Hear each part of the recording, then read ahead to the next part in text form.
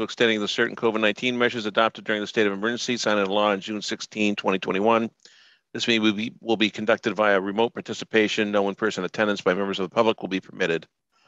It may be watched or participate in the meeting remotely with the meeting link at www.southboroughtown.com/remote meetings. Okay, first up we have a interview discussion with Lara Davis, position of recording clerk. So she's just moving over, so I'll give her a second. But in the meantime, we have Lara Davis here with us. I conducted an interview with her last week. And so I wanted to bring her in front of the commission in case you guys had any questions. I'm very confident in asking the commission to appoint her as our recording clerk tonight, if you guys are willing to do so. But yeah, Lara, maybe if you want to introduce yourself a little bit, and then if commissioners have any questions.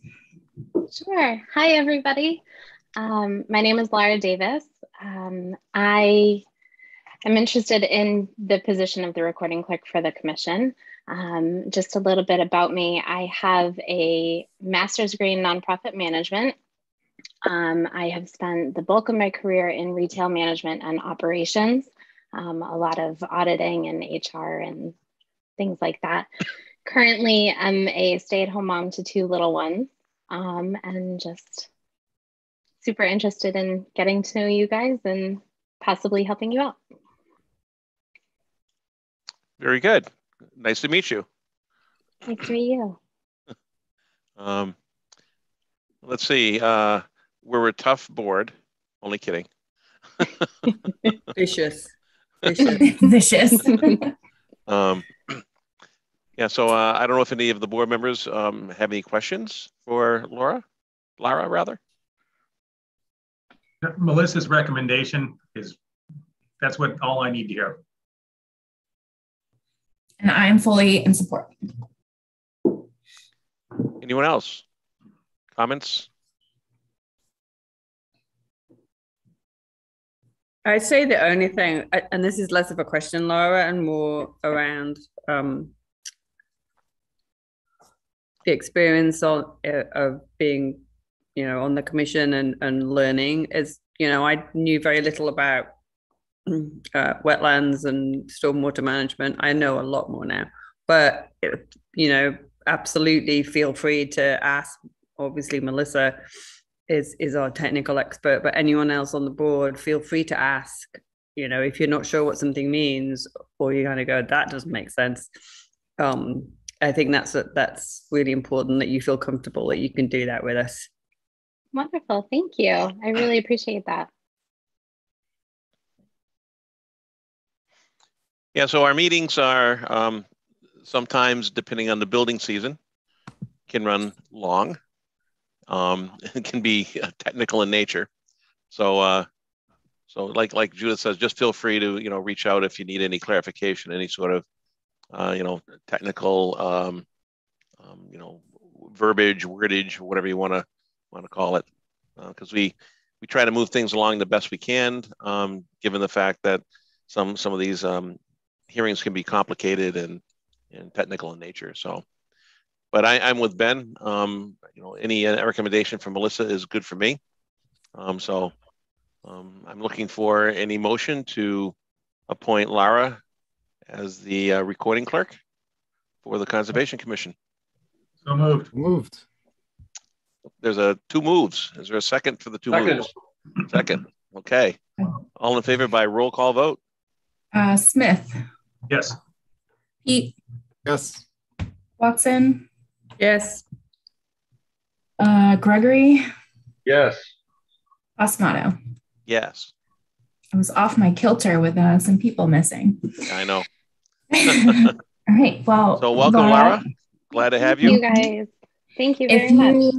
If you are willing to stay, and if you want to stay and start kind of tonight and taking notes, or whatever you want to decide, it's totally up to you. But feel free.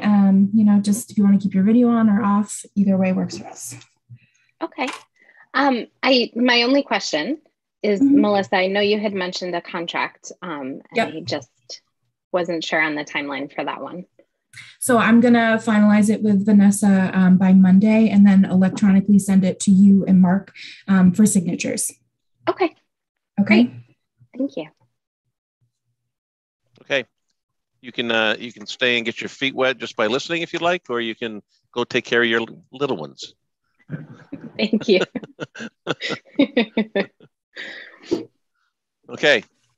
Okay, so next up is the approval of the minutes of February 17th, 2022. Anybody have any edits, comments, amendments? Judith sent me a couple just grammatical changes, which I have made and were the uploaded document to the Dropbox. So any changes she's made, you've made in already? Okay. Yep. So what we have in the Dropbox is the latest and greatest. Correct. Great. I was not at that meeting, so I don't have any comments. No comments Ben, you here. weren't there either, were you? No, I wasn't. There's only 3 of you, technically. Yeah. Do we have quorum to approve it? Yeah. So it's the quorum of the people that were there. So yes. Looks good to me. I didn't see anything. It was a short one. It was a short one. Yeah, by the time I went to join, you were done. I went to join, we were already finished, which was a message to me that I must bog these meetings down. I was just running with it, Mark. That's all. Nice job, Melissa. I'm sure everybody else was appreciative of that. All right, do I hear a motion to accept the minutes of February 17th, 22? So moved. The second? Second. All in favor, Russ? Yes. And then Jeff Yes. and Watson. Yes. Okay. Pasamato abstains. Smith abstains. Thank you. All right, first up, notice of intent, 26 Meadow Lane, map 56, lot 14. Installation of crushed stone trench with piping to reduce strain of high groundwater to leaching field. In accordance with the Wetlands Protection Act, Mass General Laws, Chapter 131, Section 40, the Southborough Wetlands Bylaw, the Southborough Conservation Commission will conduct a public hearing on Thursday, March 10, 2022 at 7 p.m. via virtual Zoom meeting. The Commission will consider a notice of intent for a project located 26 Meadow Lane, map 56, lot 14, for the applicant's Septic Preservation Services on behalf of the owner, Meadow Lane Nominee Trust. The project description is installation of crushed stone trench with piping to reduce strain of high water groundwater to leaching field. My name is Brennan Kling from Brady Consulting, client project. So as best. Actually, would you like me to share my screen? Make it easier. Sure, I'd like to. Sure. All right. So project out here is for as a crushed stone trench to alleviate the high groundwater on the septic system here. So right now is to the north side of the old airstrip off Meadow Lane there in Southborough, and the leaching fields are struggling due to high groundwater in the area. So to alleviate that, to reduce the strain of the septic system, we're proposing a crushed stone trench on the opposite side of the airfield. 527 feet long, goes right along the edge of the airfield, and it's a 2 foot wide by 5 foot deep trench, and right in the middle of it, there will be a 12-inch perforated pipe that will take that some stormwater, some groundwater, and send it past the leaching fields to the old golf course to the north side of the property. Really just direct the stormwater, groundwater, the direction that it used to go before the septic systems were built in that area. and to take things back to the initial condition in the past. So I don't know if anyone has been out to the site, but we have 3 wetland series out there that were delineated by John Zimmer, South River Environmental, way back, I believe, last March. So we have the A series here, which is partially historic. We have some newer wetlands that don't appear on any previous maps that really are just flags in the grass. You know, it's wet grass, but it's grass over here. And that's the A series. It continues, you know, right along here and comes around. And really, it would end up closing out right in, I believe, a drainage basin for some of the condo whatnot up to the south, up the hill. We have a easement here for the sewer that brings everything down to the tank and pump, or sends it to the field. And of note, the trench is entirely within that easement. So we're right along the airfield. I mean, that's the main thing. You know, there is a B and C series along the couple of you know, drainage basins here. The C series extends along the old golf course there. We are, you know, close to the reservoir there, the Sudbury Reservoir, which is, of course, a reservoir. Be good to help the leaching field in this area do its job. So close to a reservoir. We want a failing septic system within, you know, however close we are to the reservoir. So I'd like to get this thing fixed up as soon as possible.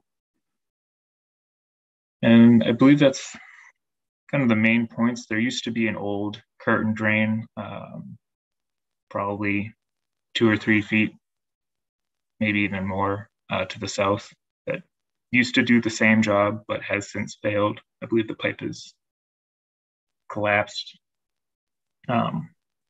Whatever the case, it doesn't work anymore. So we're kind of trying to have this function in the same manner as that older curtain drain, but hopefully be a little bit more successful in that.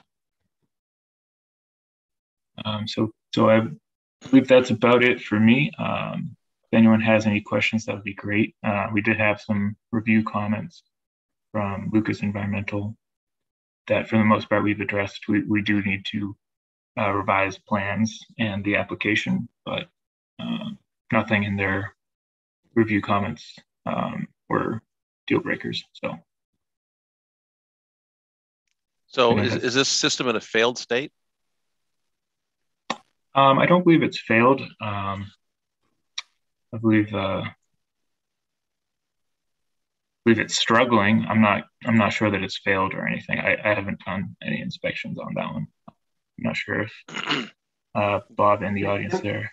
Yes, this is Bob Silva with Septic Preservation Services. Can I help answer that? Please. All right. So when the water table is high, particularly after a rainstorm or some snow melt, the water table comes up high enough that water flows in over the top of the distribution box and the top of the tanks, which does intermittently cause issues with that field, and ultimately, you know, it will ruin the field if left unaddressed. Currently, there is not any breakout.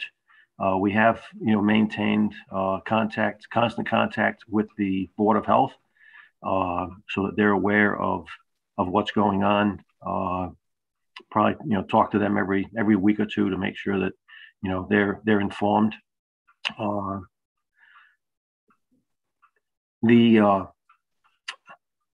If we, I guess a little history on the slope here. So if we look at the A series of flags, about halfway between the north and south side of that A series is where the natural slope from from the north ends.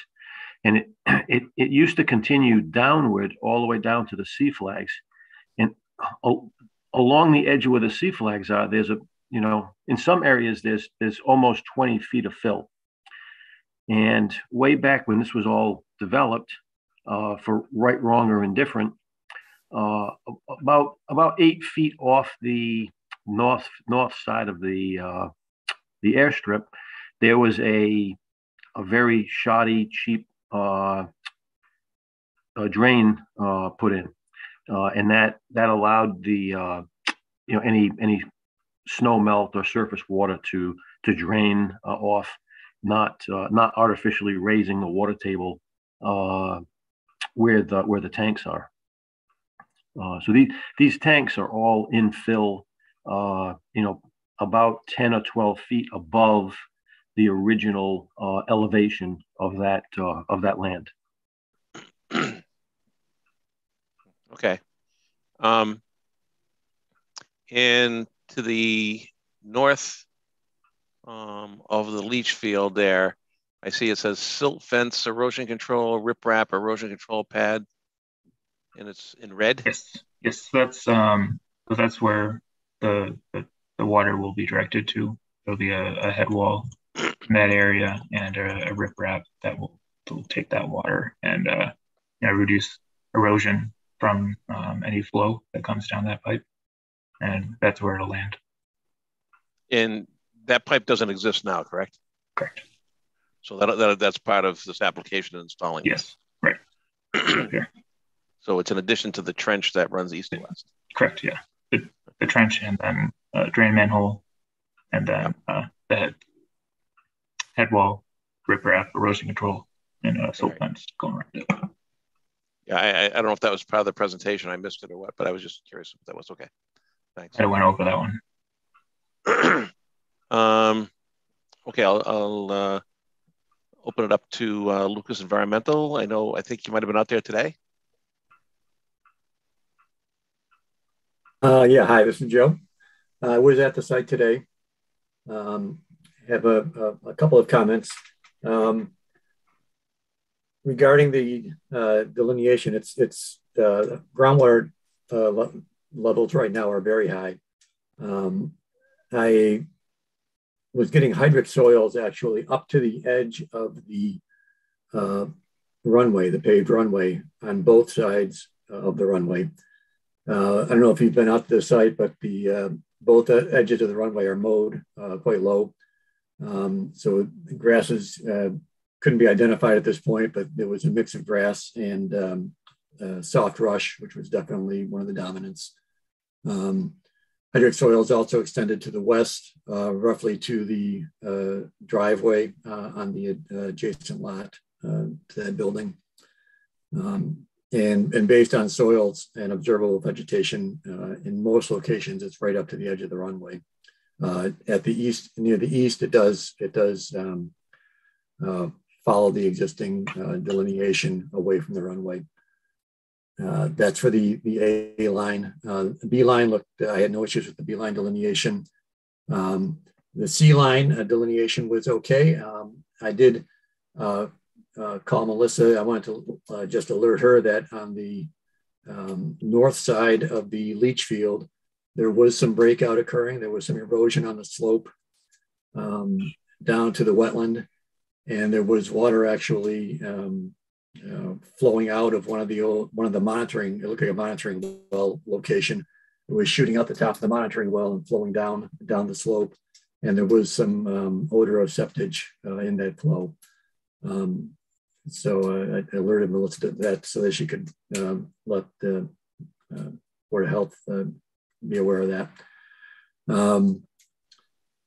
As far as comments made in our memo, a couple of things that I want to point out was that it was not noted that it was in an ORW, which it is. It was also included as or indicated as a single family house project that was not subject to the stormwater management standards. I'm not sure how it's considered a single family house project. It's dealing with a septic system that is part of a condominium, and then therefore should likely be considered part of the condominium and be subject to the stormwater standards. Let's see. The other, I guess, important factor would be the proposed drain is, the bottom of the drain is roughly 5 feet below grade, running right along the edge of wetland A. If that functions as designed, it's going to lower the groundwater table there and likely severely impact wetland A. That should be, I think, addressed in the application as far as what the proposed impacts would be and how those might be mitigated. I think that about covers it for right now. All right, thanks, Joe. Does the applicant want to respond to any of those comments at this time? So yeah, regarding the ORW, we did look at that. Just missed that checkbox. We are in an ORW. Will not change any of the design features or anything like that. The stormwater standards, similar deal. This project does meet all of the criteria. If we need to, we can absolutely prepare a quick stormwater report and send that over to clear up anything like that. That's no problem at all. There's no impervious areas. There's no increase of flow or anything like that. Those should be no problem to prepare something like that for the commission to look at and for DEP as well. Regarding the groundwater and the impact to the A series there, that area will still get all of the runoff from the hill to the south that is currently feeding that wet area. We still believe that that runoff, that overland flow and everything like that will still lead to this wetland area being in good health. The lower groundwater is, it's the main part of the design in order to reduce the strain on leaching fields. Since those are struggling so much, especially with the high groundwater and potential breakout that may be occurring at the time. So it's all, it is important to do that. We do think that the wetlands will still be in decent condition after the fact. A lot of their source of water will still exist.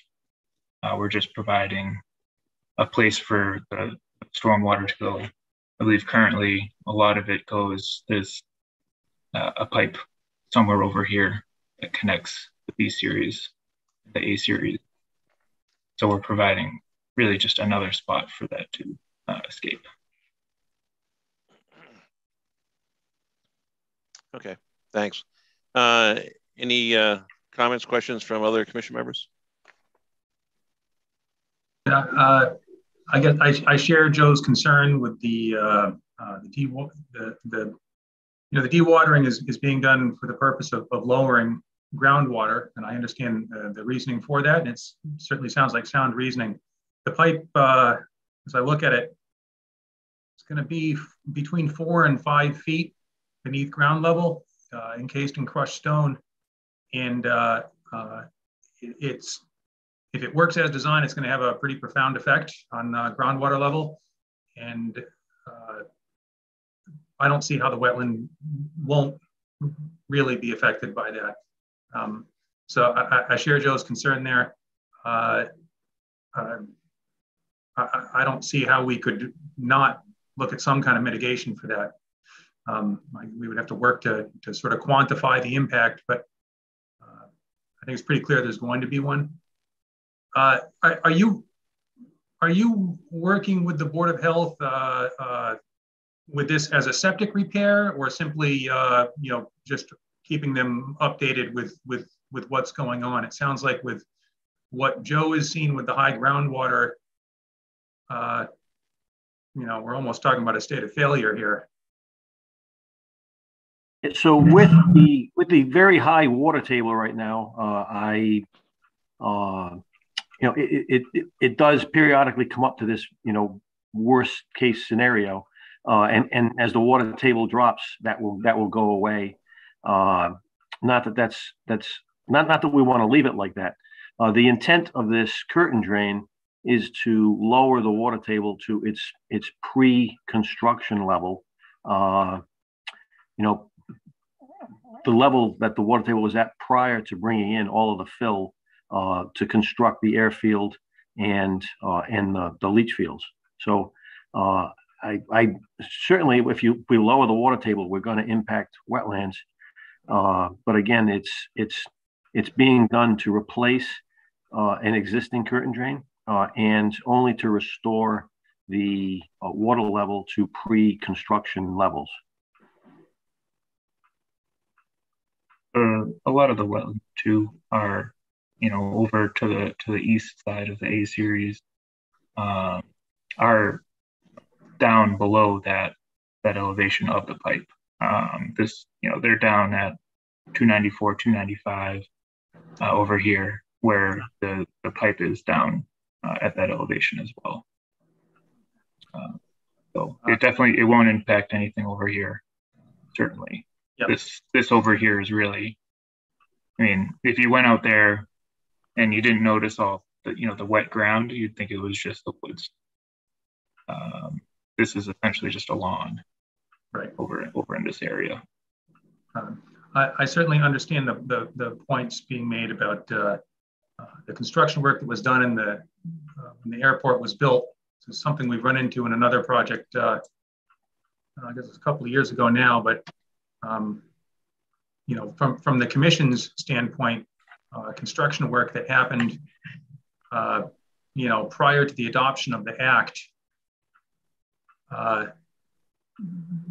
Well, I understand it's relevant from an engineering standpoint, from the standpoint of the Wetlands Protection Act.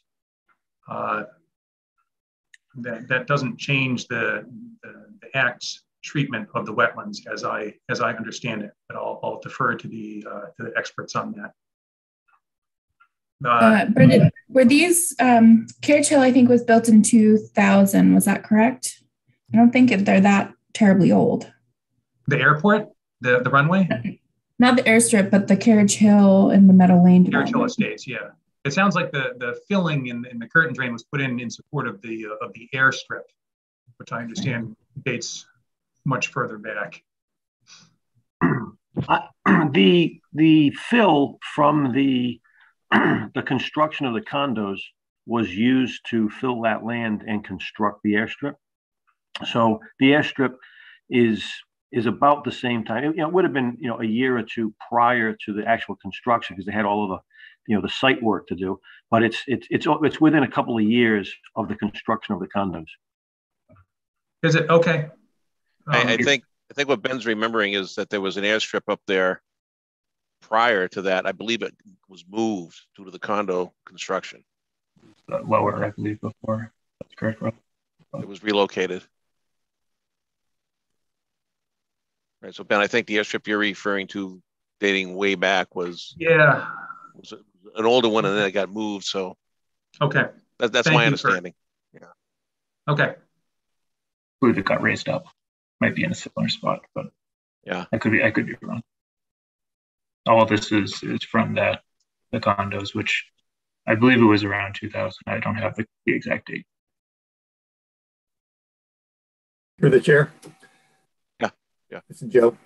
Looking at some of the old aerial photos, I think the old airstrip was actually more or less in the location of the current condo development. Yeah. Back in the day, we had quite a few private airstrips in town. I think there's only this one and one other one now, if I'm not mistaken. But Well, okay, so it sounds like there's more work to be done here, and it sounds like there was also a breach with some smelly liquid that Joe observed today, which we need to let Board of Health know about that.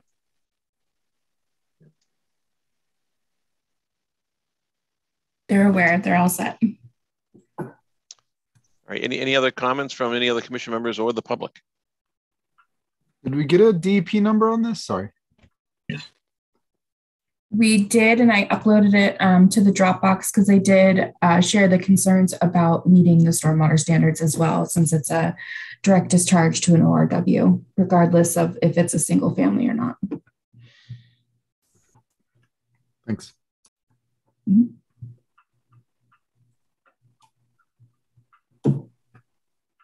All right, so there's no other comments. We'll be continuing.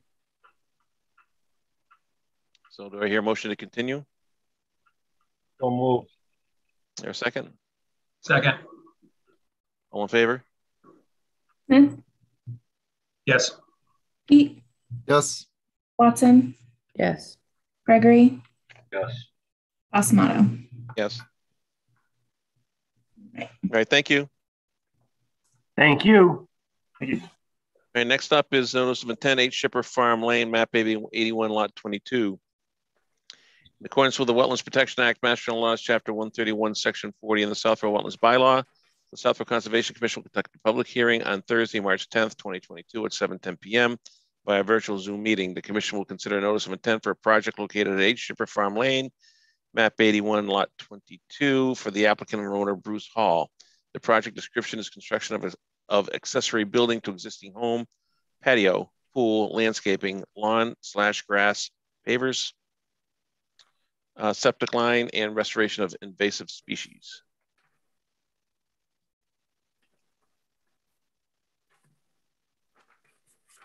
Evening. You're on mute. Good evening, Barry Atchison from WDA Design. Good evening, I'm Carolyn Burke from WDA Design. I'm a landscape architect and will introduce the project to you.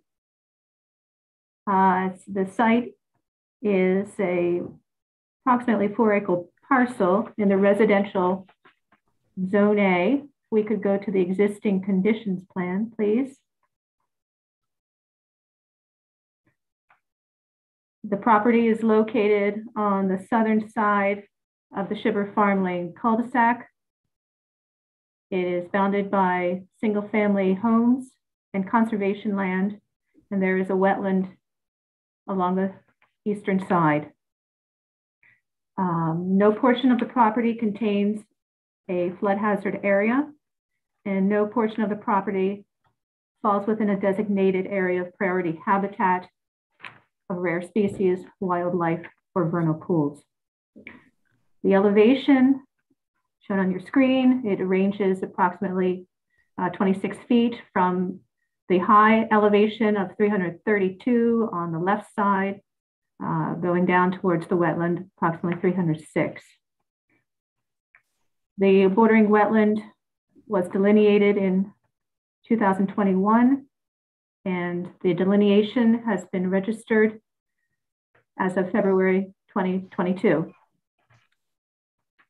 If we scroll down on the screen a little bit, you can see that there on the southerly corner, a little further, you can see there is an intermittent stream. It enters the property and flows in a northerly direction. Predominant wetland vegetation is red maple, elm, spicebush, silky dogwood, winterberry, blueberries, jewelweed, ferns, poison ivy, skunk cabbage, and sphagnum moss. Adjacent upland vegetation is red maple, oak, black cherry, river birch. In about the center of our screen, there's a clouded area which represents an area of disturbance, soil disturbance, where over time soil was pushed for whether it was the construction of the house or former farming activities. This site, prior to its development in approximately 2001, had been farmland. And the area where we see the intermittent creek had been an old farm path crossing the creek. So the clouded area is approximately 6,000 square feet of invasive plant material, primarily Japanese knotweed and some bittersweet and multiflora rose. The soils throughout the site are primarily Chatfield hollis, rock outcrop. There's some Merrimack sandy loam on the northwest side, and then the wetland is the Freetown muck. There's an existing two-story single-family home with associated driveway, retaining walls, pavement, garage, decks, landscape planting, and lawn. We could go to the next sheet, the site plan, please.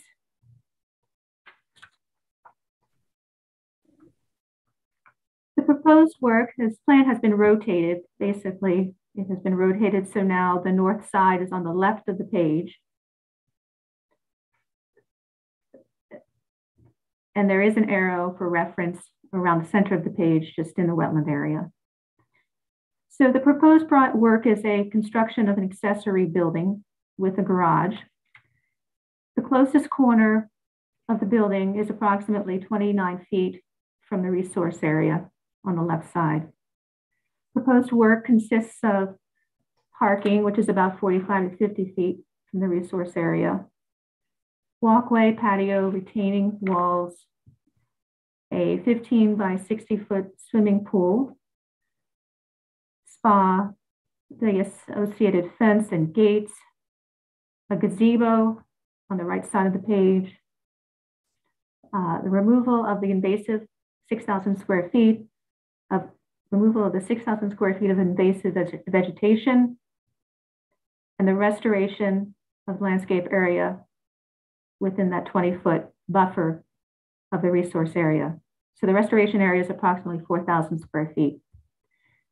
In addition, there will be lawn and landscape planting. Utilities for the proposed accessory are a septic grinder, which must be located 10 feet off of the structure. And it is shown here in the 20-foot buffer. Additional utilities include stormwater. We suggest would include stormwater infiltration for the building, as well as infiltration for the pool system. Barry Yatchison is here. He would be able to discuss the septic and the stormwater infiltration, as you may have more questions. And we could go back to that. I could move on to sheet 3 now, which is the buffer planting plan.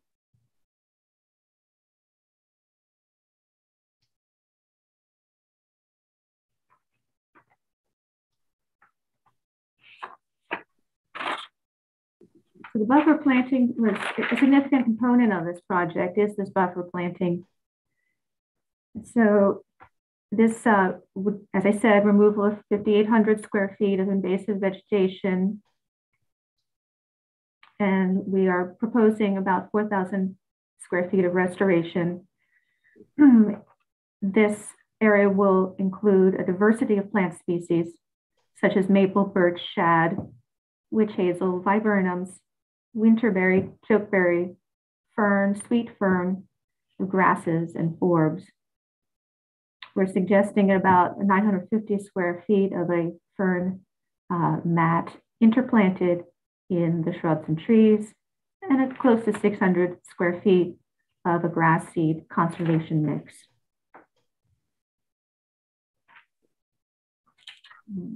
The sequence for the construction would be that the invasive vegetation would be flagged. Erosion control would be located and installed prior to any work on the site. The heavy dashed line at the top of the page is the proposed erosion control barrier. Machinery would be limited to the excavator for the installation of the septic grinder and pump. and a mini excavator or bobcat would be utilized for the proposed work on the the northeast corner of the building, where we have a proposed curb to hold the grade. Use of herbicides to control invasives would be applied by a licensed and permitted herbicide applicator and applied only to the flagged vegetation. The knotweed and the bittersweet and the rose would be hand cut to the ground in late spring, and the glyphosate herbicide would be applied to the remaining. The plants would then be dried and appropriately, whether burned or bagged, and removed to an appropriate waste facility. What is remaining of the knotweed plants that regenerate would be allowed to grow through the season and then recut and sprayed or painted with the glyphosate in the fall. We would propose to place clean topsoil over this in the fall and overseed with an appropriate native grass seed mixture. Then we would place a thin straw layer over the soil seed mixture. The following spring, we would repeat this process as needed based upon any reappearance of the knotweed or other. Following an herbicide application, approximately 2 weeks, 1 to 2 weeks, or as needed, we would install the plants that are shown in this buffer. We will monitor the regeneration or the regrowth, potential regrowth of the invasive species for 2 years and treat as required, following similar methods. Any of the planted material that dies would be replaced as is required. So that is really the summary of our proposed project and the planting buffer and the construction sequence. Barry's available to discuss the septic and the stormwater.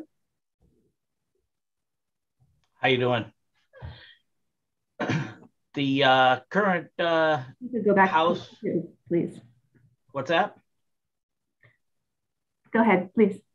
The current house single on the northwestern part of the property is currently served by a Title V system that is goes to a 2,000-gallon septic tank, and then flows into a pump chamber and is pumped up further west of the property. I believe it's another 300 feet or so away from the house to a raised leach field. This new accessory building will have a bathroom in it, and maybe a small kitchenette is planned just to prepare some local foods and so forth, snacks.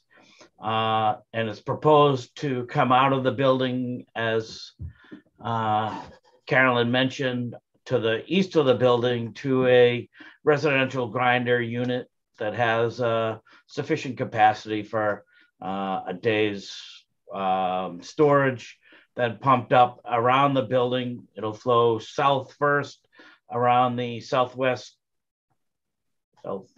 side, and then travel west and tap into the existing septic system.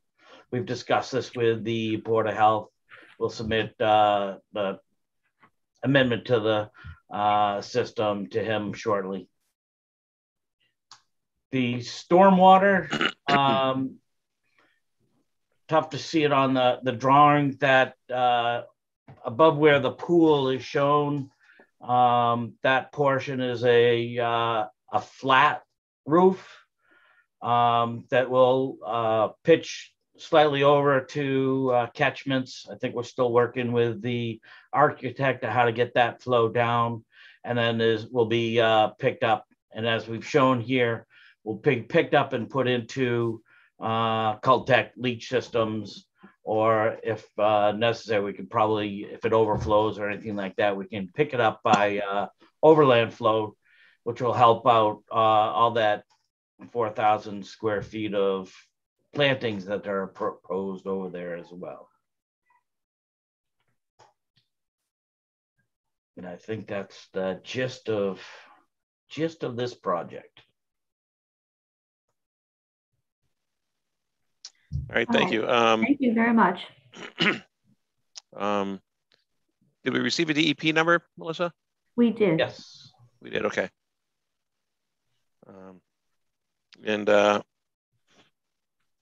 Joe from Lucas Environmental, have you had any comments on this? Yes, we've received comments from Lucas Environmental. We have addressed them in letter and returned them to the commission. And the questions are? We don't have to go through them one by one. I just want to know if Lucas Environmental is satisfied with the responses at this point, or if there's more to work through. We returned it, okay. Yes, hi, this is Joe. Hi. I do have the responses, and it looks like the issues have been addressed. One question on potential vernal pool close to the location of the proposed gazebo. They're proposing monitoring of that area in the spring to see if there are. Can somebody put the plan back up? Is any use? Thank you. So that's potentially near wetland flag number 13, where there's a Which is pretty far away from the gazebo. another, the wetland flag 17, and that would be in that zone.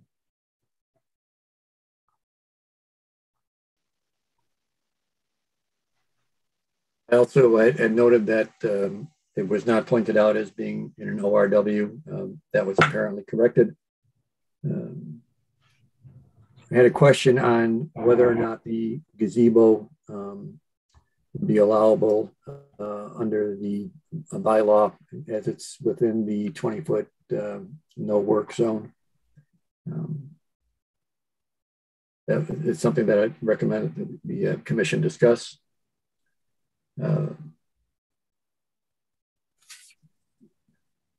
As far as the restoration goes, I think it's a good restoration plan, and appropriate plantings are proposed. I had no real issues with that. I had a question on whether or not the soil, they had stated the soil would be 12 inches of soil would be placed within that area. I didn't know if they were going to excavate and restore original grade or place the soil over existing grade. And the response indicates that they will be placing that over the existing grade so as not to disturb that infested soil, and then just treat it as anything appears.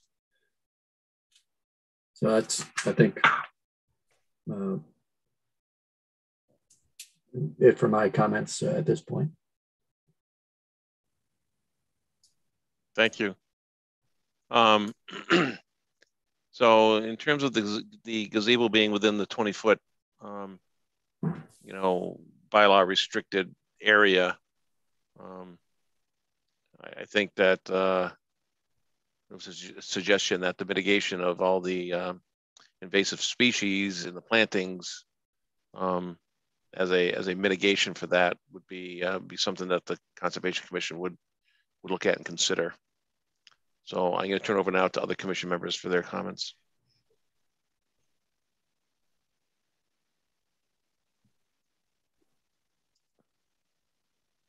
Anyone have any questions, comments?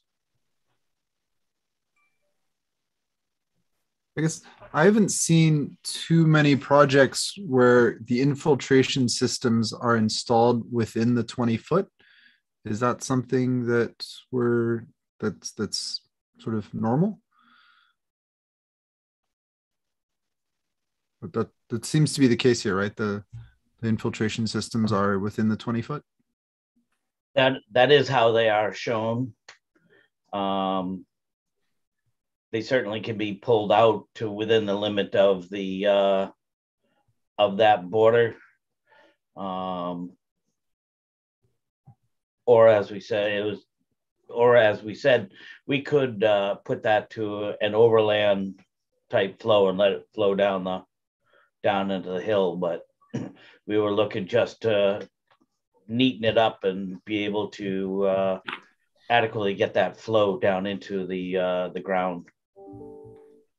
I just want to say that the infiltration systems are required to be 10 feet from the foundation of the building. And secondly, within the bylaw of Southborough, these are permitted.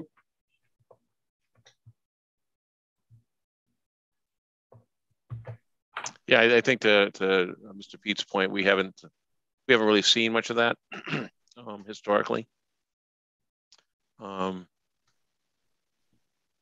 mean, the entire area that we're looking at where these are going to be placed is going to be completely disturbed anyways, to get all the invasive species out and all the new plantings in.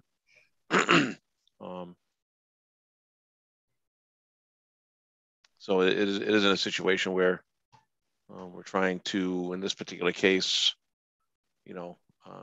stay out of that 20-foot. There's mitigation being proposed.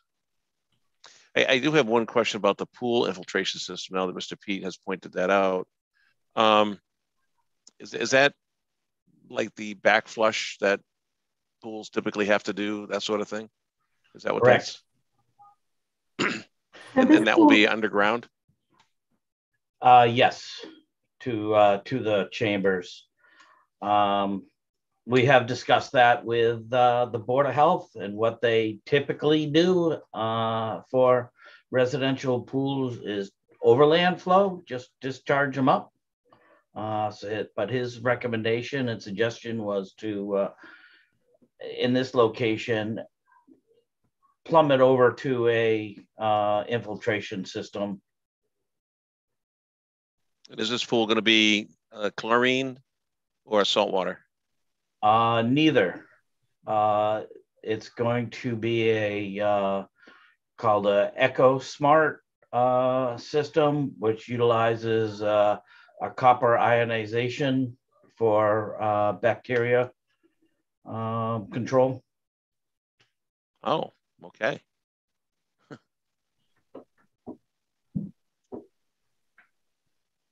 All right, any other comments, questions from the board? Can I just drill down a little further on the pool? This disinfection system doesn't involve the addition of any kind of chemicals to the water. Is that correct? Correct. Okay, so I shared Mark's question about the pool infiltration system, but in this case, it's just the backwash water, but not chlorinated, doesn't contain salt. It's no. Okay, thank you. No salt, no chlorine. Well, it goes through a bar of copper and ionizes. It's less than the quantity that you would take in your multivitamin on a daily basis. So it's really small. That's cool. I hadn't heard of that. So yeah. Technology. Yeah. I wish I knew about it about 3 years ago, and for our neighborhood pool, and I would have put that in. It's really nice system, and starting to take off countrywide. So we talked about there being potentially some vernal pools there in the wetland. Maybe Joe, you've been to this site, right? Correct. I was there during the ANRAD process. Great. Can you comment on the area of the buffer where they're looking at installing the building and the garage and all this? What is the current state of that? Is that then the upland habitat for those vernal pools, or what is the current state of that space? I believe everywhere they're proposing structures for the building are currently lawn area. Lawn, okay. Yeah. So where's the current extent of lawn right now?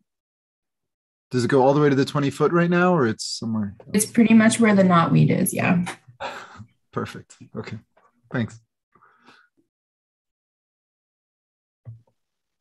And I've got one other question. I see over there to the north of this plan, it says parking bituminous. Is that bituminous concrete or something? Is that, what is that right Yes, there? it is. And that's automobile parking? Asphalt, yes. Asphalt. And where does that drain to? Well, currently that would be draining to infiltration on the north side of the wall. And it would just be sheet flowing. Okay, it's sheet flow. Yes. And you said the north side of the wall. To the left side of the retaining wall. Right where she's pointing. Yep. Yeah. And what's to the left of that? Lawn. And to the left of that? It's all grass. Is there a wetland over there? No, there's not. Okay.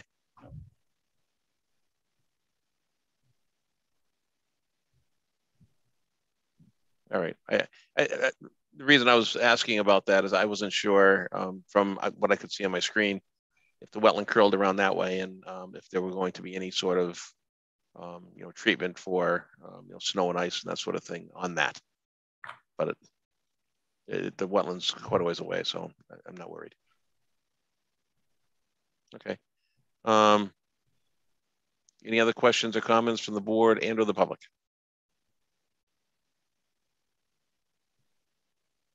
I'm sorry, just one last question. The rooftop infiltration. What was the design basis on the volume that's been provided here? Does it have some relationship to the amount of newly proposed impervious? The volume was based. The top of the building is an astroturf type material, so it was quantified as the surface area times the I believe it was 1 inch of rain for the typical stormwater. That answers my question right there. If you size it off of 1 inch of rain off of the proposed impervious, I'm good to go. Yes. Okay. Thank you. That's all I had, Mark. Okay. So based on the discussion here tonight, given we have a DEP number and Lucas Environmental, you have all your questions answered? Yes. To satisfaction. Is the plan reflective of that? I don't think there were any physical changes to the plan that we needed to do. It was just updating the NOI form. And has that been done? I have. Yep. All right. So it sounds like we can close the hearing. Do I hear a motion to close the hearing? So moved. A second. Second. All in favor via roll call vote? Smith? Yes. Pete? Yes. Watson? Yes. Gregory? Yes. Pasamato? Yes. Right.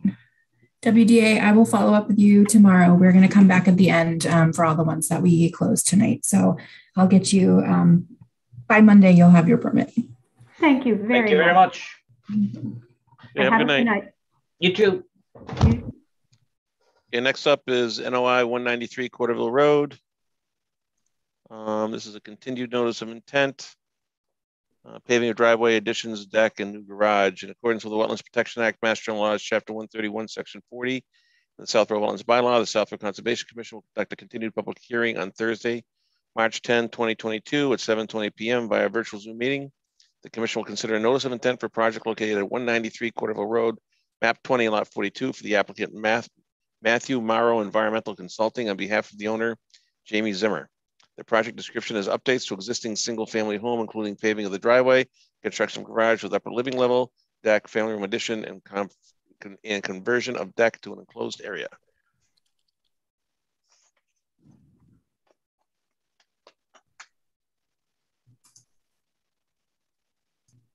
Do you have the applicant here? Yes. Yes. Mark is here, the engineering representative. I believe Matt is is getting on the call as well. Melissa, we have just sent you the updates from, I believe Joe from Lucas Environmental went out to the site today. He had made some minor comments on some of the wetland flags. We have addressed those and we have incorporated those into our plans, and we submitted to Melissa today by, I think it was around 5 o'clock, along with a new response to comments from the previous meeting. We have addressed all the comments, and we have submitted a letter with the response to comments being addressed. If there's anything else that the commission would like to talk about or touch upon, I am here to answer any questions.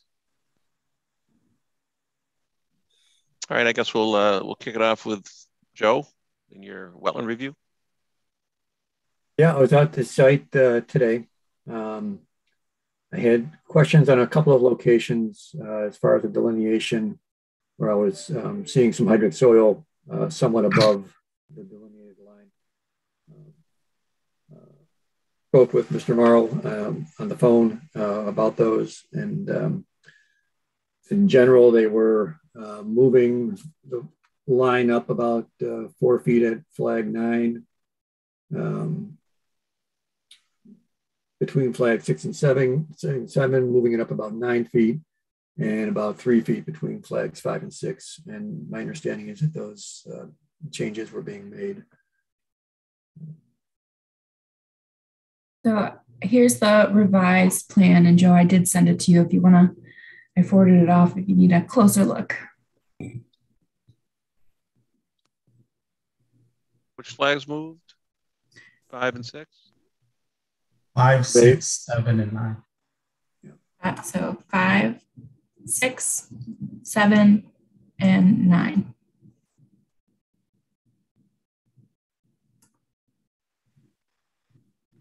This reflects those moves? Correct. It looks about right. Without the original line on there, it's a little bit hard to tell. That's the wrong one. Sorry.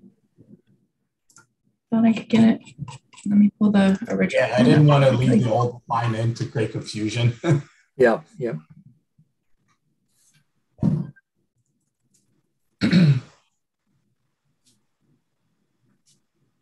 My computer's going slow, guys. I'm sorry. Just thinking about it. I think it's on strike. It is on strike. This is relatively new too. That's the best part. Okay. So this was the original line with 5, 6, 7, and 9. And oh my gosh. There we go. 5, 6, 7, 9. Okay. That looks appropriate. Yep, so they moved up. All right, 8 didn't move. Okay. Right.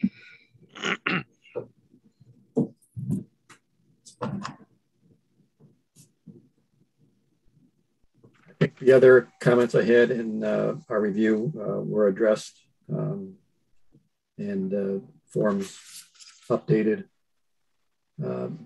additional information supplied on upland soils. So at this point, I don't have any other comments. Thank you, Joe. Okay. Any questions or comments from the board members? None. Any from the public? None. Okay. I think that all the open issues have been closed at this point, and we can close the hearing. Thank you. Is there a motion to close the hearing? So moved. Second. Russ seconded. Okay. All in favor, roll call vote. Smith. Yes. Pete. Yes. Watson. Yes. Gregory. Yes. Masimoto. Yes. All right. Thank you. All right. Thank you very much, Commission and board members. Melissa will touch base. Absolutely. Thank you. Thank you. Okay, next is a continued notice of intent and continued stormwater management permit for 325 Turnpike Road, Ken's Foods, map 26, lot 2 and 6. This is the construction of a 62,500 square foot warehouse addition and request for a certificate of compliance on outstanding DEP numbers and S&P. So they've asked for continuance. I don't need to read the whole thing, do I? Nope. Just because we are waiting for peer review from Fuss & O'Neill, just for everyone as a status update. So we're waiting for that to come in?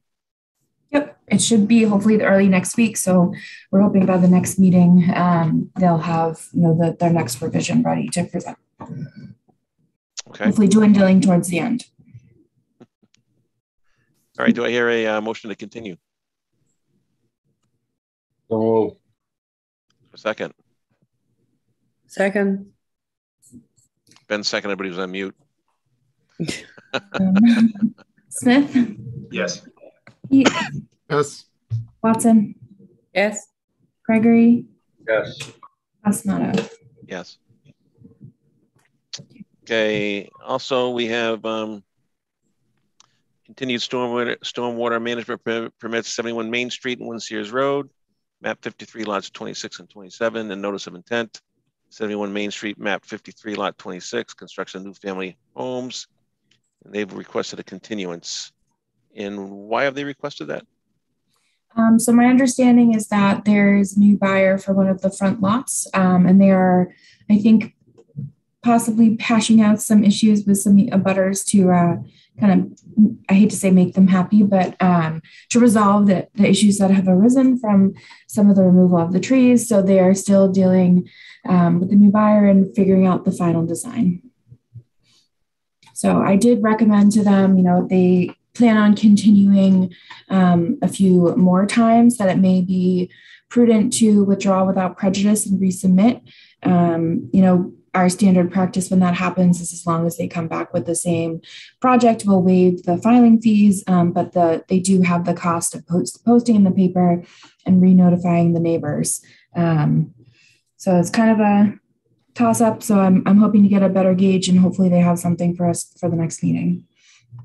And they're likely to have a new owner?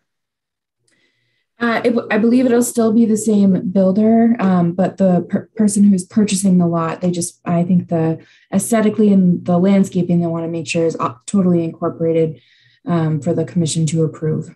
So they don't have to come back for an amendment. So the developer would still be the applicant? Yes. Yep. Okay. Absolutely.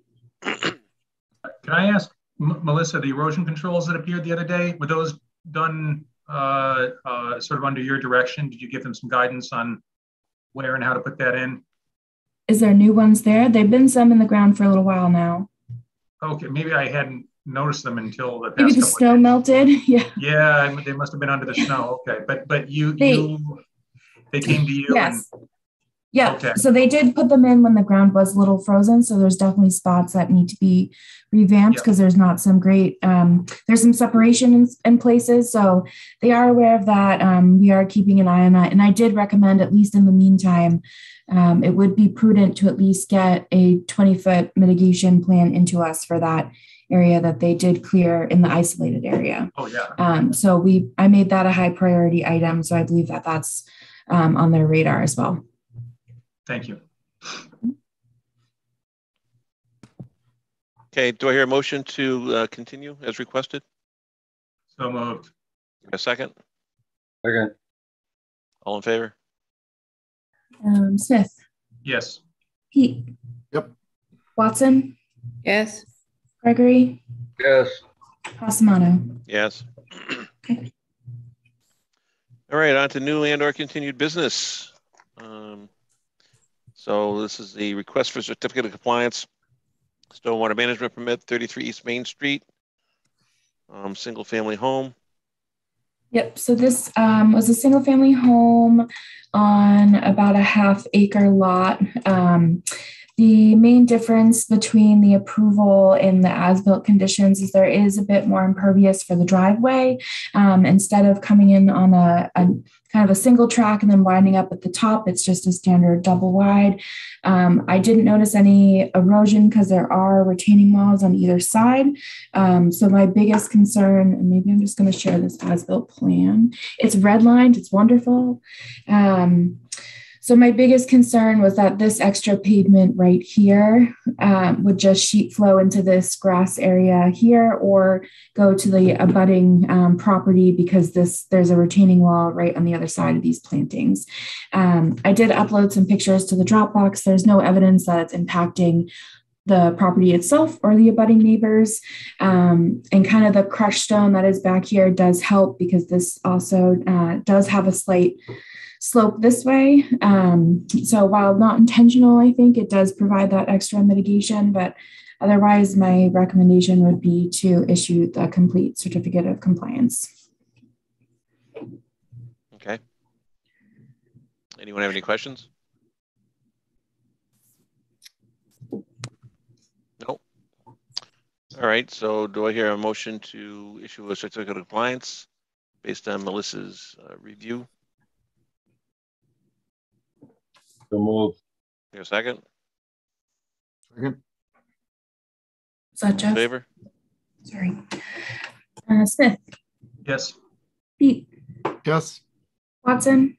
Yes. Gregory. Yes. Asimato. Yes. Okay, 84 Main Street, discussion and project changes updates. Melissa, you thought you'd have an update for tonight, possibly? Yes, I did ask at least Peter to send me an email of where he was, and I did get that right before the meeting. It states that I intend to file updated documents in advance of the next Concom meeting that will address the existing plantings, permanent granite markers, stormwater discharge at Aqueduct, and other related loosened items we have both been carrying forward for some time. Thank you for your assistance and patience. So it is pretty brief. I did see Peter a couple times this week and sent them kind of another email based on the comments that we had at the last meeting and stating, you know, kind of further pushing this along, the commission may want to take harsher action. And I don't know what other recommendations I can give. I think we've had these requests since August. We can give it the one more meeting if you would like. It sounds like it is the intention to get it for the next meeting. You can issue a statement that failure to submit documents, you know, by a week before the next meeting shall result in a violation or a fine, or you can just see where it takes you. I'm not sure where to lead you on this one, to be honest. Okay. I am of the camp, given, you know, foot of snow 60 degrees, foot of snow 60 degrees. It's gone on and off that. I'll give them the to the next meeting, but and at the next meeting, if we don't, you know, see this thing move in a positive direction, then discuss next action is my opinion. But I'm open for other discussion on this.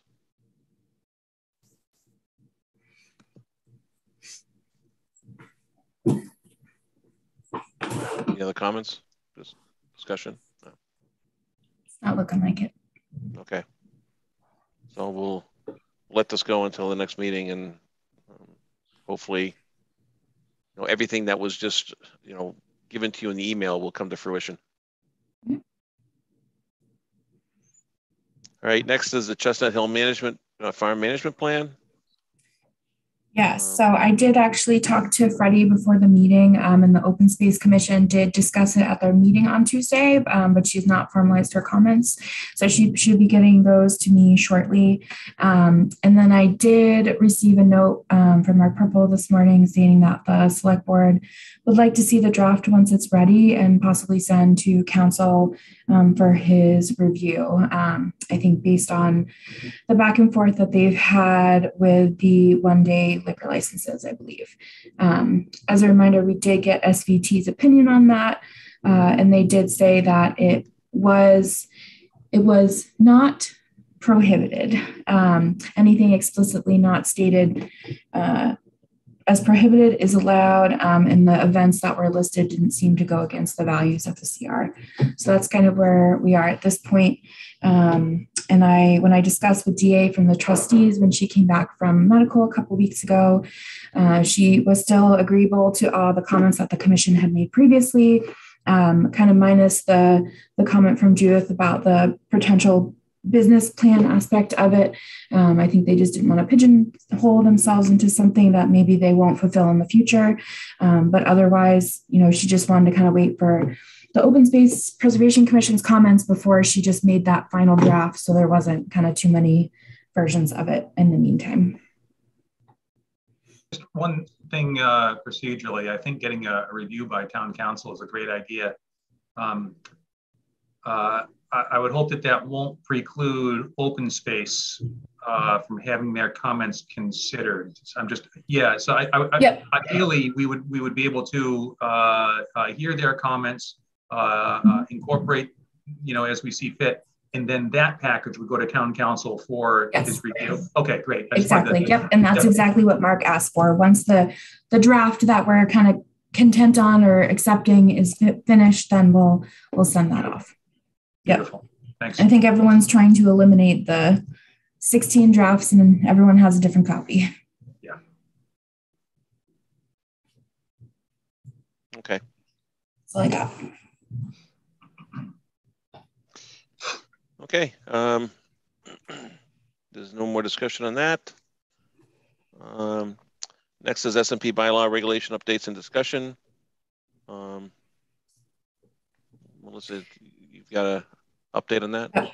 Still working on it. I didn't make as much progress from the last meeting as I was hoping, do some changes. And what I am doing is also doing a complete kind of look through for the other definitions.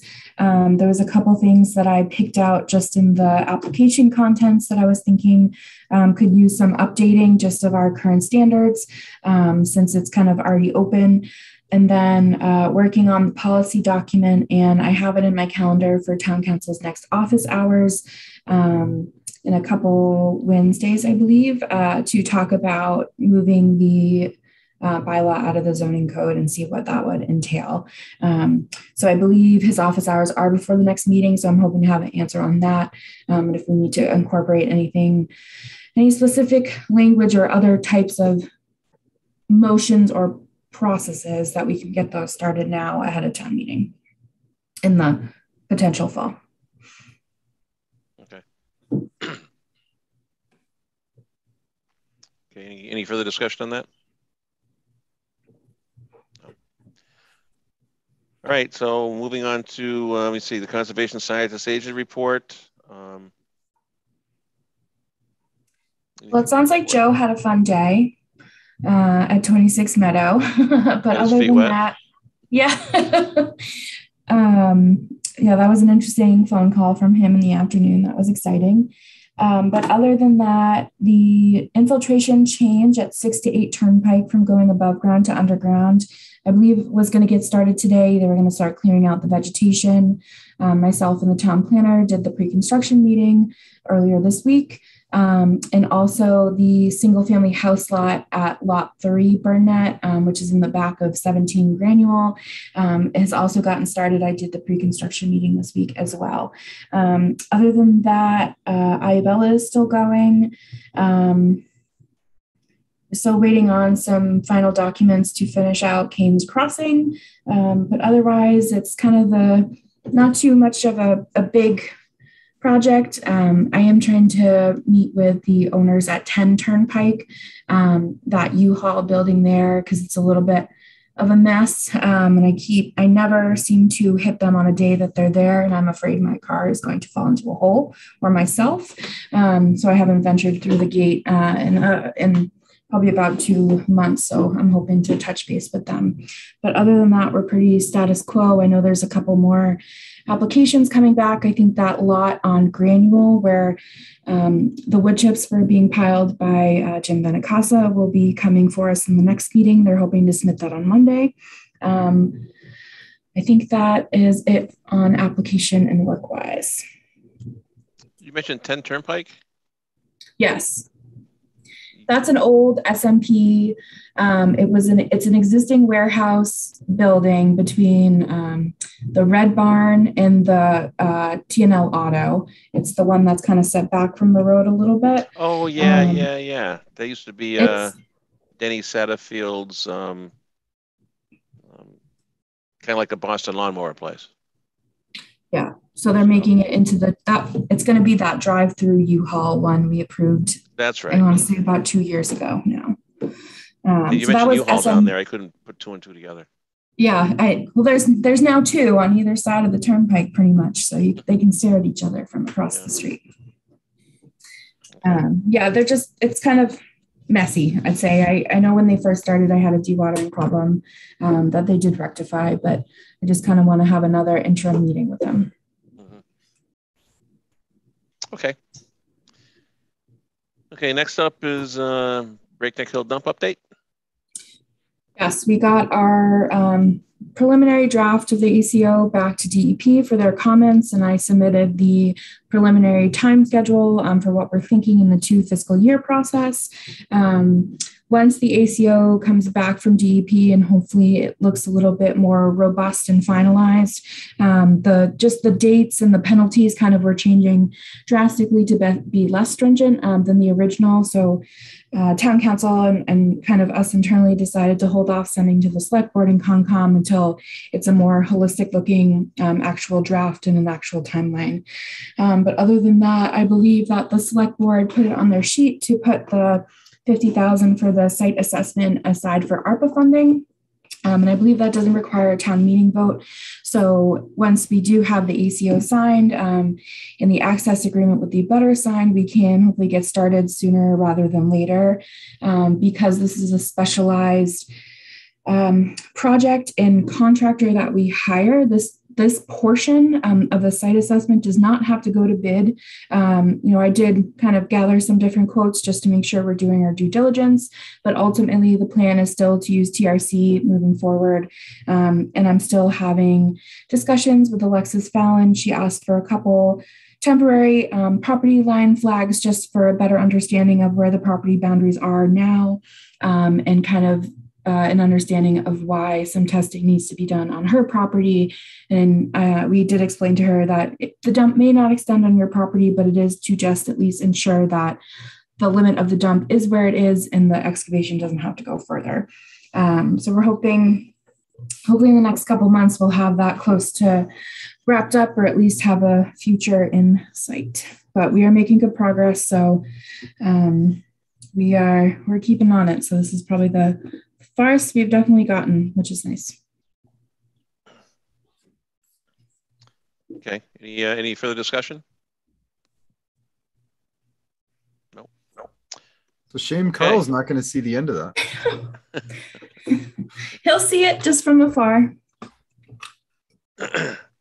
So speaking of Carl, so everybody knows now that he resigned last week, effective immediately. And Sherry resigned 3 or 4 weeks ago now.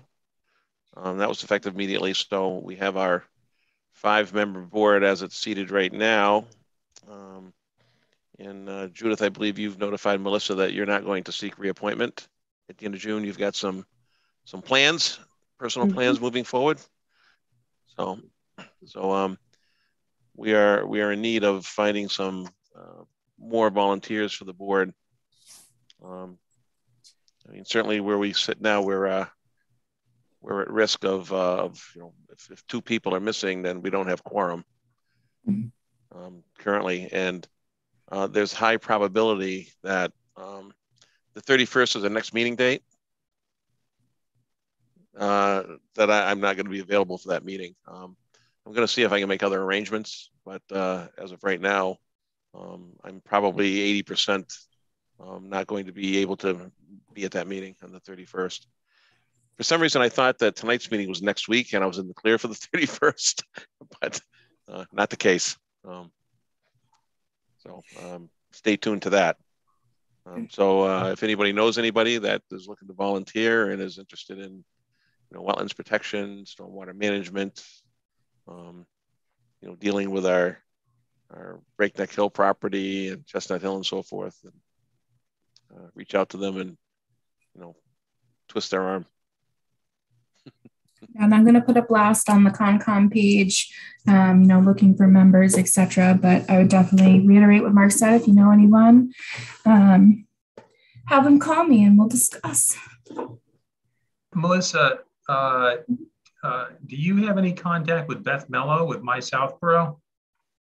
Yeah, I can send that to her as well to do the blast. She usually picks up my news and announcements, but I can send it directly to her. Great. I mean, with so many absences, it's always great to have somebody with some sort of, environmental or development or whatever experience. But at this point, just an interest and a willingness to learn. We're looking at 3 people down. We have a 4th who's been threatening for a couple of years here also. I think, we've got to get some people in here. I had a hard conversation with Russ. Good. He's staying on mute. I'm not on Facebook, so I'm not part of the town's Facebook, although I understand it's fairly active. I don't know if you are able to post there, but it seems like another possible avenue to reach folks. I can definitely, I don't think I have anything for Southborough on Facebook, but I can definitely find someone who can probably. Jenny posts there from time to time. I can. That's right. Maybe I'll email her. Thanks. So Melissa, I don't know if you remember. Oh, you are not the 31st. I'm not here either, so we might need to look for. On the 31st, Judith, is that right? Yeah. So did we want to consider moving the next maybe even 2 meetings? Because the one in April, I believe, is during school vacation week as well on April 21st. And I won't be here for that. So maybe we. Oh, me either. That's school vacation week? Yeah. That's all you, Russ. Yeah. All right, it's going to be me and Russ and Joe against the world. Okay, got it. So, go to conservation. Really, really quick then. Really, really quick if you just the 3 of you do it. So maybe the next 2 meetings you want to move either up or down 1 week. And then, so we'll have, I think, 2 meetings that will only be 2 weeks apart, but then we'll kind of get back into our normal schedule.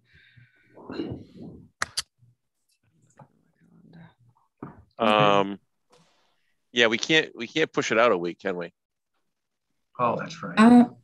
Well, we could, because I think I'm only going to be getting 1 application on Monday, and I can ask them to sign the 21-day waiver, extending it a week. What about Ken's? We continued them to our next meeting, which is a date to be determined. No, but I mean, they're waiting, right? So they are waiting. They have been good about extensions, I think.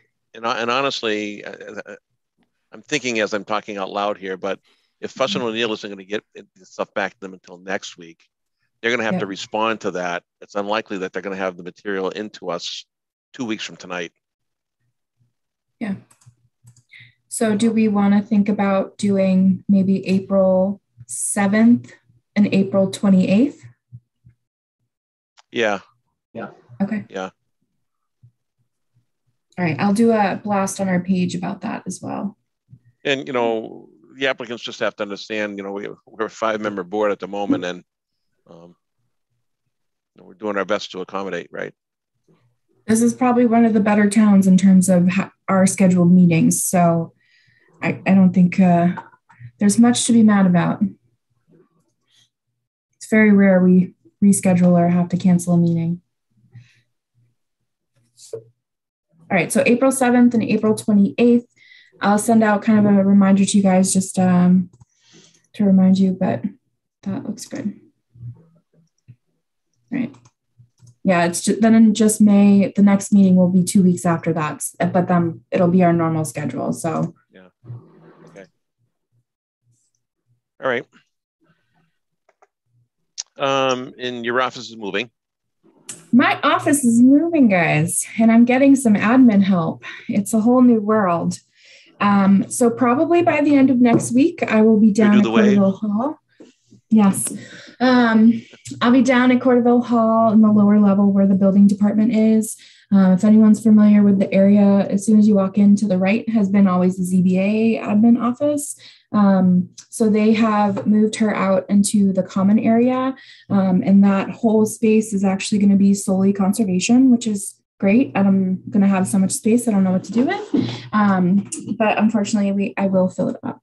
So they're also splitting that ZBA position because the hours, the application rate is so flexible and somewhat infrequent lately that they've noticed that the need for additional, I hate to say additional work for this position, but there's definitely at least 12 hours of work that can be dedicated to conservation.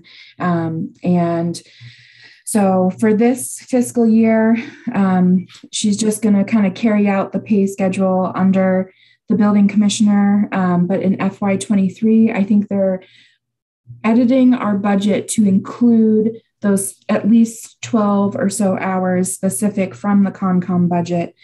So it's documented that this person is conservation staff, which is a huge plus. I'd say that's great. Mm-hmm. Yeah. So, and when does this move take place? I'm thinking by the end of next week. They've already moved her out. I went by today. They put some extra shelves. There's 2 closets, so some shelves in 1 closet, and there's just kind of the ZBA paperwork that needs to be finalized and cleaned up and put away. So other than that, they're going to move a new desk in, and they're going to haul all my stuff over, and I've been packing it up all week and bringing some stuff over slowly. So it'll take me a couple days to get settled, but I'll let you know when I'm fully in my new home, and you guys can come visit. I even have a window, I'd like to say, that opens. Even better. It's going to seem so quiet without that huge buzzing network switch looming over you mounted on the wall.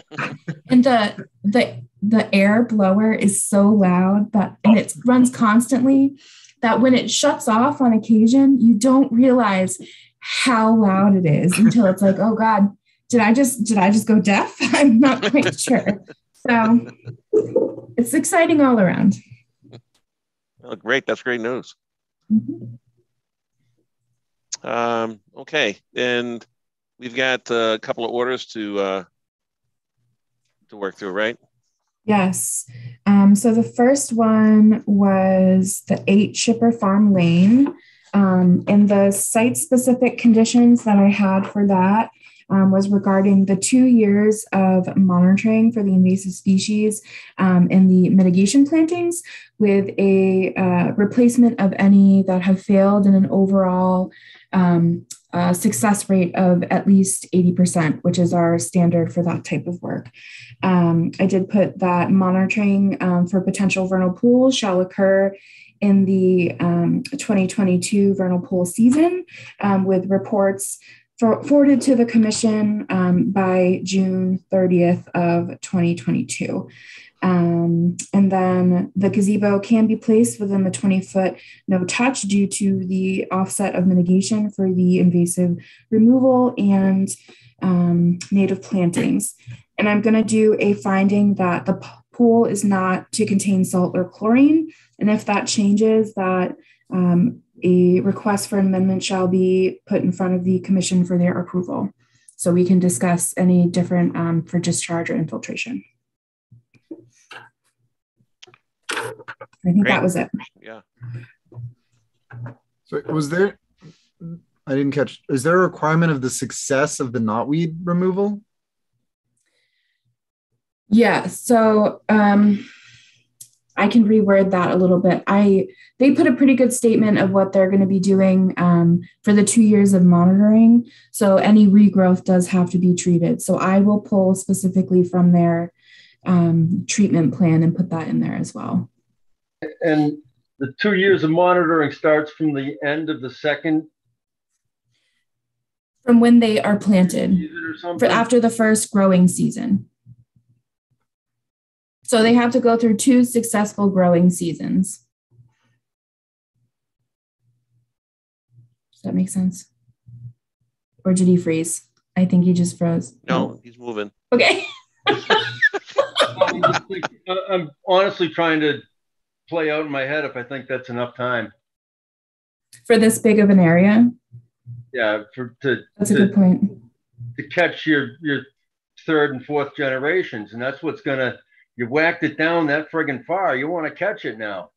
You put this much in. What's holding them to the fire? I think more time would be a reasonable mitigation for putting a gazebo in the 20-foot. So you're thinking 3 years, Russ? 4 years? I'm thinking people should just do the right thing and get in there and keep it clean, but nobody does that. So anybody's guess, they're putting a lot of effort into it. They ought to keep it. This is totally a personal statement, but in meeting the current homeowner who is putting this project forth, he seems very willing to do anything that the commission needs, and I think the end goal for them is also to enjoy the view, which is a nice kind of forceful thing to make them on top of this.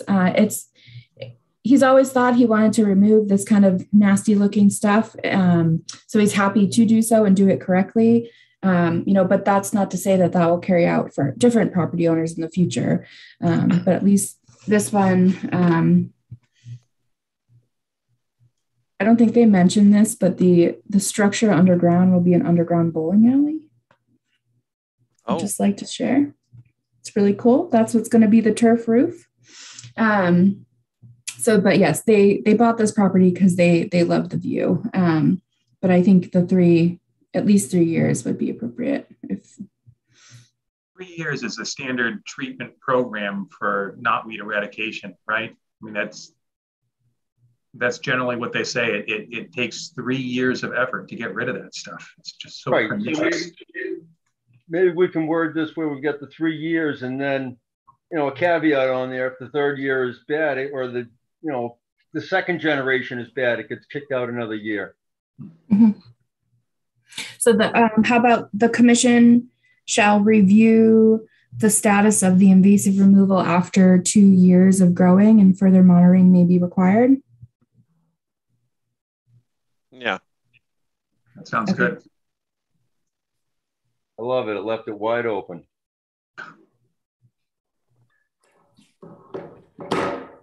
Okay. Got it. Okay, so a motion to move forward the order conditions as amended and stated. So moved. Second. So moved.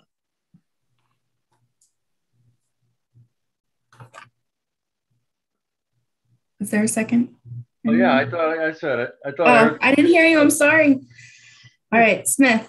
Yes. Pete. Yes. Watson. Yes. Gregory. Yes. Balsamato. Yes. And then for 193 Corderville, I didn't pull out any site-specific special conditions, just our standard. Yeah, I didn't hear anything that was sort of above and beyond the standard stuff. Anybody else? No. All right, so do I hear a motion to issue an order of conditions based on the our standard set of conditions? So moved. A second? Okay. All in favor? Smith? Yes. Pete? Yes. Watson? Yes. Gregory? Pasamato? Yes. Right. I just have one quick thing, guys. So at Chestnut Meadows, one of the new owners just wants to put in a fence. So the builder has submitted this to us just for approval. So the red is where the fence will be going. The limit of work is up to this dark hashed line. So it's well within the limit of work and provides even kind of a bigger buffer. The one thing that I hadn't looked into, because this was just today, was making sure that that didn't impede any access or maintenance for this rain garden. I just want to make sure if they put in the fence that the mowing doesn't necessarily just stop there, if that makes sense. So the rain garden is maintained. So I think pending that final figuring out with the builder, making sure what that final agreement is, because I think there's going to be, if I'm not mistaken, I think this would be a homeowners association, which would need to take care of the stormwater. So I'm assuming that's included, but I think in the meantime, we can approve the fence. I just want to make sure that that's figured out before we get any further too. If they're proposing a single door down there, it may just need to be a double door so that they could get equipment down if they needed to get in. Yeah. Okay. But if no one sees any problems, I don't think this would even require a vote for administrative amendment, really. It's very minor within the limit of work, unless you guys would like to make a formal motion. If not, I would just do it. Yes. So otherwise, I would just kind of make a note, kind of a memo to myself and put it in the folder with this plan. I think that's appropriate. Okay.